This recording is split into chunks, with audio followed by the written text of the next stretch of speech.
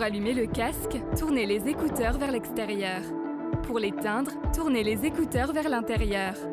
Vous pouvez ensuite replier entièrement le casque. Pour utiliser les fonctionnalités Bluetooth du casque, activez le Bluetooth en poussant l'interrupteur Bluetooth vers le symbole Bluetooth. Pour désactiver le Bluetooth, poussez-le de l'autre côté.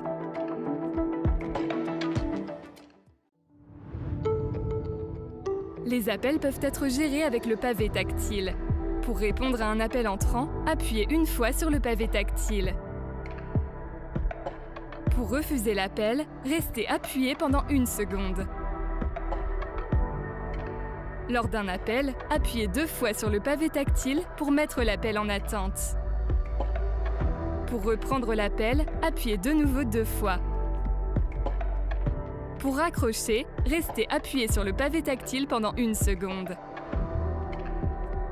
Pour rappeler le dernier numéro appelé sur un téléphone portable, faites glisser votre doigt vers l'avant sur le pavé tactile et restez appuyé.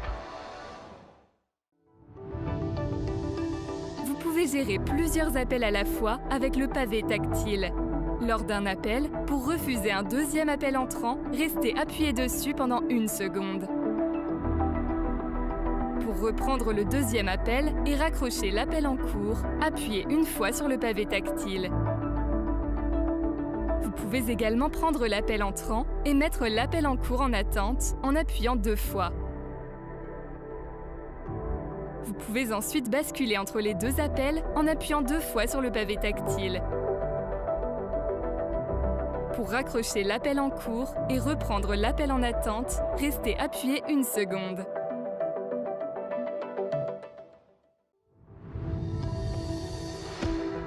Vous pouvez utiliser le bouton Teams pour ouvrir Microsoft Teams. Appuyez simplement 1 fois sur le bouton pour passer l'application au premier plan.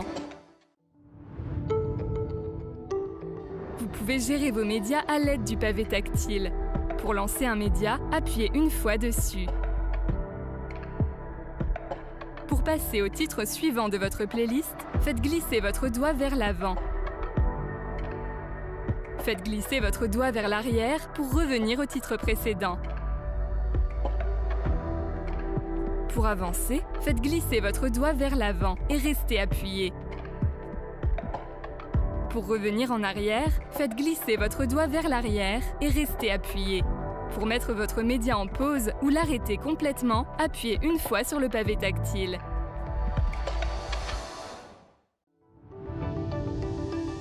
Vous pouvez contrôler le volume à l'aide du pavé tactile. Si vous êtes en train d'écouter un média ou que vous avez un appel en cours, faire glisser votre doigt vers le haut augmentera le volume et faire glisser votre doigt vers le bas baissera le volume. Si vous n'avez pas d'appel en cours et que vous n'êtes pas en train d'écouter un média, les mêmes actions permettront de contrôler le volume des sonneries, des bips et du guide vocal. Pour couper le micro de votre casque, faites glisser votre doigt vers l'arrière sur le pavé tactile lors d'un appel. Pour réactiver le micro, faites simplement glisser votre doigt vers l'avant. Vous pouvez gérer le contrôle actif du bruit avec l'interrupteur CAB. Quand l'interrupteur est baissé, le CAB est désactivé. Vous pouvez ensuite le remonter vers le milieu pour le mode adaptatif.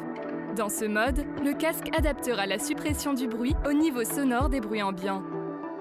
Remonter l'interrupteur tout en haut active la suppression constante du bruit. Pour recharger le casque, utilisez le câble USB fourni. Une des extrémités du câble est un connecteur USB-A, tandis que l'autre extrémité est un connecteur micro-USB. Branchez l'embout micro-USB à votre casque. Ensuite, branchez l'embout USB-A à votre PC ou à une prise. Le casque va commencer à se recharger. Vous pouvez passer en mode appairage quand votre casque est allumé et que le Bluetooth est activé. Pour passer en mode appairage, maintenir le bouton Teams enfoncé pendant 4 secondes. Le témoin lumineux clignotera plusieurs fois en blanc. Pour annuler l'appairage, appuyez 1 fois sur le bouton Teams. Le témoin lumineux arrêtera de clignoter. Pour effacer la liste d'appairage, passez en mode appairage. Maintenant, maintenez le bouton Teams enfoncé pendant 4 secondes. tous les témoins lumineux clignoteront simultanément en blanc pour confirmer que la liste d'appairage a bien été effacée.